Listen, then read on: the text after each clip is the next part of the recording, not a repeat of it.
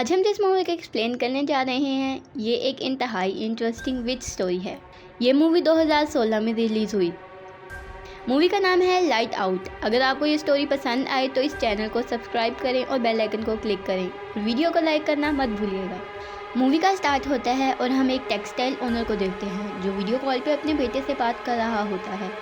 उसके बेटे का नाम मार्टिन होता है।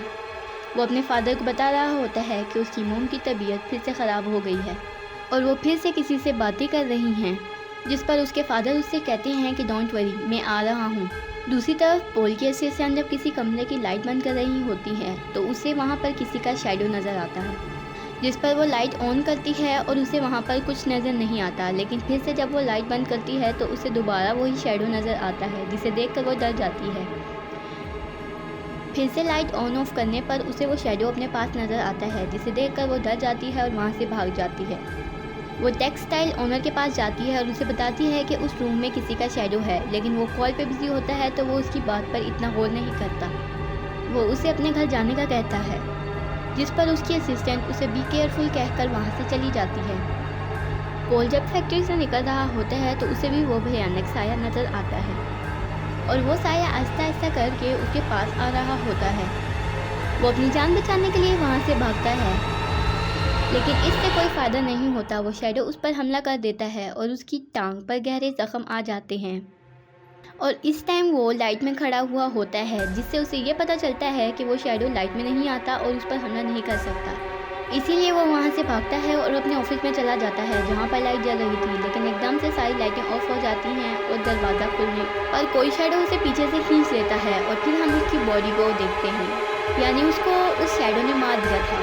अगले सीन में हम मार्टिन को देखते हैं जो कि सोने जा रहा होता है और उसे कुछ आवाज़ें सुनाई देती हैं, जिस पर मार्टिन देखने जाता है और उधर जाके वो देखता है कि उसकी मदर अकेले में किसी से बातें कर रही हैं। मार्टिन की मदर जब उसे देखती हैं तो वो उससे कहती हैं कि हमने तुम्हें जगा दिया। मार्टिन ये सुनकर डर जाता है क्योंकि उधर उसकी मदर के अलावा कोई और नहीं था और वो अपने रूम में चला जाता है। मार्टिन जब अपने कमरे में जा रहा होता है तो वो जब पीछे मुड़कर अपनी मम्मी को देखता है तो उसे उनके साथ किसी के पंजे नजर आते हैं, जिसे देखकर वो डर जाता है और अपने कमरे में भाग जाता है। वो अपने कमरे में जाते साथ ही उसका दरवाज़ा बंद कर लेता है और उसके रूम का दरवाज़ा कोई खोलने की कोशिश करता है। डर की वजह से मार्टिन सारी रात सो नहीं पाता और वह सुबह स्कूल में सोया हुआ होता है।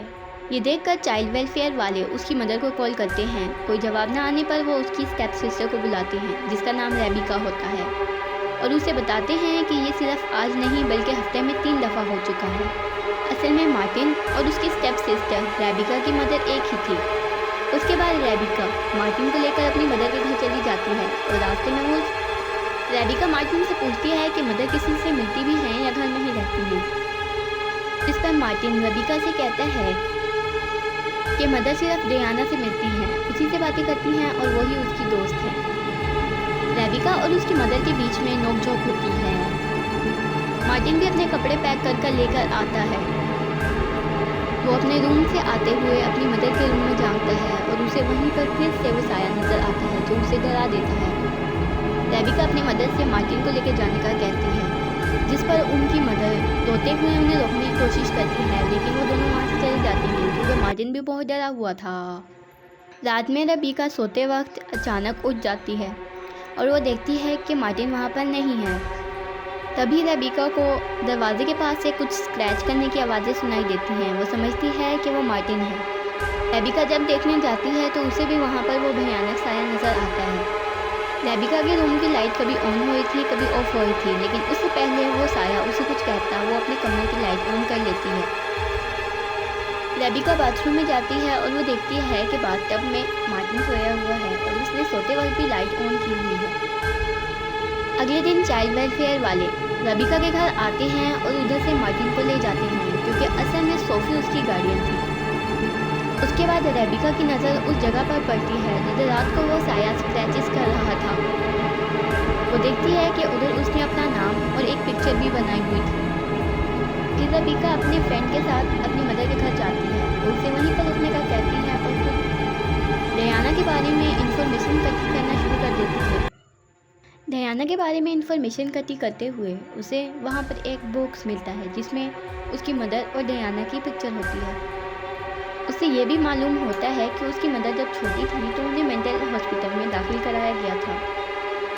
और उधर उनकी दोस्ती डयाना से हुई। डयाना को एक स्किन डिजीज थी जिसकी वजह से वो लाइट में नहीं आ सकती थी।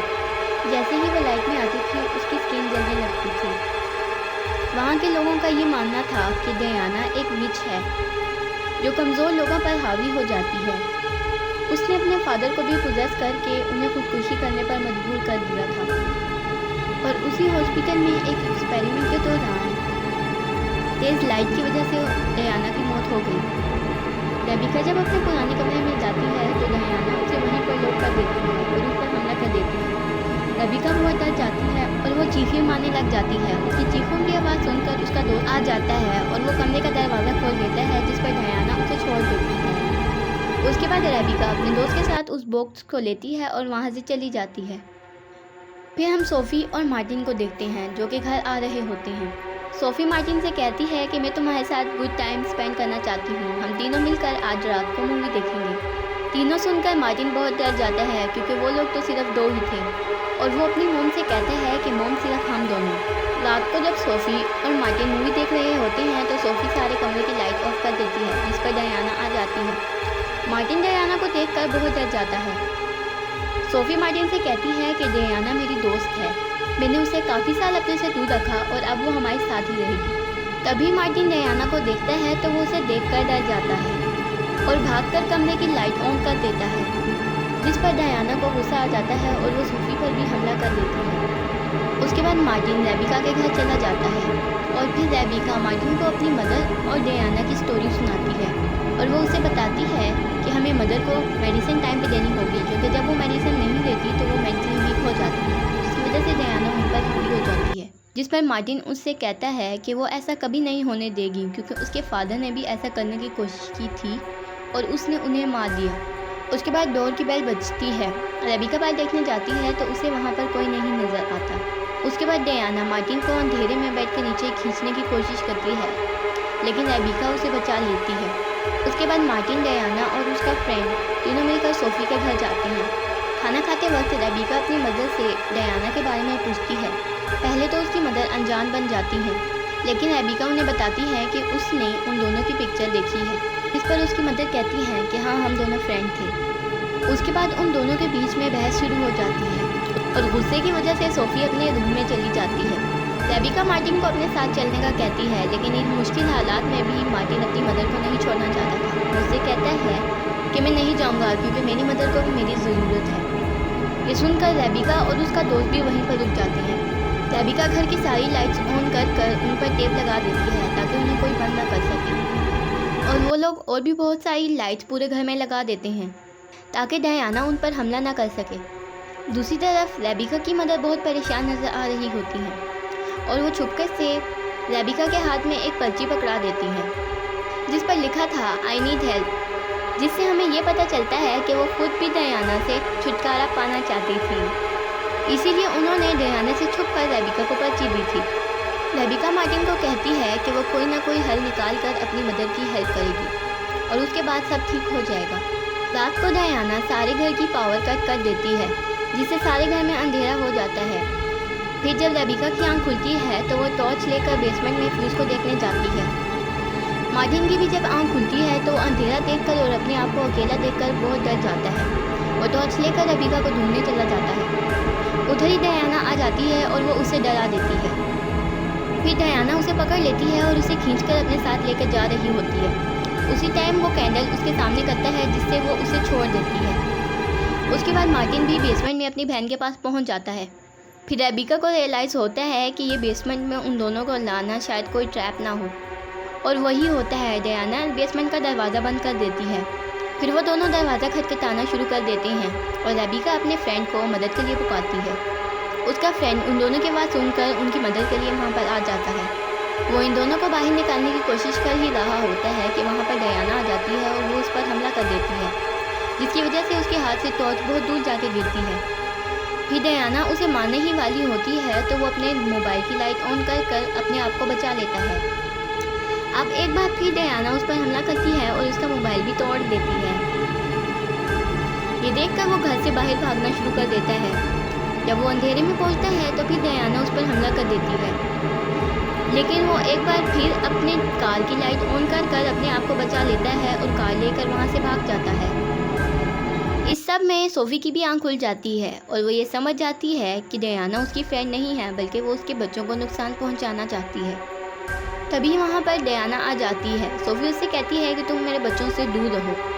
डायना सोफ़ी को डराने की बहुत कोशिश करती है, लेकिन वो नहीं डरती। सोफ़ी उससे कहती है कि तुम्हें मेरी ज़रूरत है, इसीलिए तुम मेरे बच्चों से दूर रहो। सोफ़ी अपनी डिप्रेशन की मेडिसिन लेने ही वाली होती है तो डायना उस पर हमला कर देती है, जिसकी वजह से सोफ़ी का सर टेबल से जाकर लगता है और वो बेहोश हो जाती है। असल में डायना ने सोफ़ी को मेडिसिन लेने से इसलिए रोका था क्योंकि अगर वो मेडिसिन ले लेती तो वो मेंटली स्ट्रॉन्ग हो जाती और फिर डायना उसे पोजेस नहीं कर पाती। दूसरी तरफ वो दोनों बहन भाई बेसमेंट में आग लगाते हैं, जिसकी वजह से बेसमेंट में थोड़ी रोशनी होती। मार्टिन को उधर ही सामान में से यूवी लाइट मिलती है। रेबिका वो यूवी लाइट लेकर और भी अंदर जाती है ताकि उसे और भी चीज़ें मिल सकें। अंदर जाकर उसे पता चलता है कि डायना यहीं बेसमेंट में रहती है क्योंकि यहाँ पर हर वक्त अंधेरा रहता था। पता चलता है कि डायना यहीं बेसमेंट में रहती है क्योंकि यहाँ पर हर वक्त अंधेरा रहता था। वहाँ पर उसे एक मैसेज भी लिखा हुआ मिलता है जो कि डायना ने लिखा था, और वो मैसेज रेबिका के लिए लिखा था कि अगर वो डायना और सोफ़ी के बीच में आएगी तो वो उसे मार देगी। उसी वक्त वहाँ पर डायना आ जाती है और वो रेबिका पर हमला कर देती है। यूवी लाइट इतनी स्ट्रॉन्ग नहीं थी कि वो डायना को रेजिस्ट कर सके। रेबिका वहाँ से भागती है लेकिन डायना उसका हाथ पकड़ लेती है। वहीं पर रोशनी आती है जिसे डायना का हाथ जलना शुरू कर देता है और वो उसे छोड़ देती है। वो लाइट कोई और नहीं बल्कि मार्टिन लेकर आया होता है और वो दोनों वहाँ से भाग जाते हैं। फिर रेबिका को पुलिस सायरन की आवाज़ आती है और वो ज़ोर ज़ोर से दरवाजे पर खटखटाना शुरू कर देती है, और वो पुलिस कोई और नहीं बल्कि रेबिका का फ्रेंड लेकर आता है। पुलिस वालों में एक मेल और एक फीमेल ऑफिसर होती है जो ताला तोड़कर रेबिका और मार्टिन को वहाँ से बाहर निकाल लेते हैं। फिर अचानक वहाँ पर डायना आ जाती है जो सीनियर पुलिस ऑफिसर पर हमला कर देती है और उसे मार देती है। अब डायना फीमेल पुलिस ऑफिसर पर भी अटैक कर देती है। रेबिका उसे लाइट यूज़ करने का कहती है, जिस पर वो उसकी बात नहीं मानती और डायना उसे भी मार देती है। रेबिका अपने दोस्त को कहती है कि वो मार्टिन को लेकर यहाँ से बाहर चला जाए और खुद अपनी मदर को लेने ऊपर चली जाती है। रेबिका जब ऊपर जाती है तो डायना एक बार फिर उस पर हमला कर देती है। वो उसे उठाकर नीचे फेंक देती है और ये भी कहती है कि वो उसके फादर की तरह उसे भी मार देगी। वो रेबिका को मारने ही वाली होती है तो उसकी मदर पीछे से आ जाती हैं। सोफ़ी डायना पर गन पॉइंट कर लेती है और उसे कहती है कि मैंने तुम्हें कहा भी था कि मेरे बच्चों से दूर रहना। फिर सोफ़ी डायना को गन से शूट करती है, लेकिन डायना सोफ़ी से कहती है कि इस गन से मेरा कुछ नहीं होगा, जिस पर सोफ़ी उस गन से अपने आप को ही शूट कर लेती है क्योंकि डायना उसकी वजह से ही इस घर में थी। सोफ़ी की आखिरी सांसों के साथ साथ डायना भी वहीं पर ख़त्म हो जाती है। यहाँ पर हमें एक माँ का प्यार नज़र आता है जिसने अपनी ही लाइफ सेक्रीफाइस कर दी अपने बच्चों को बचाने के लिए। फिर हमें दिखाया जाता है कि वहाँ पर और भी पुलिस आ जाती है। रेबिका, मार्टिन और उसका फ्रेंड तीनों एक साथ रहने का वादा करते हैं और यहीं पर ये मूवी ख़त्म हो जाती है। शुक्रिया। जाने से पहले अगर आपको ये वीडियो पसंद आई है तो हमारी वीडियो को लाइक कर दें और चैनल को सब्सक्राइब कर दें। शुक्रिया।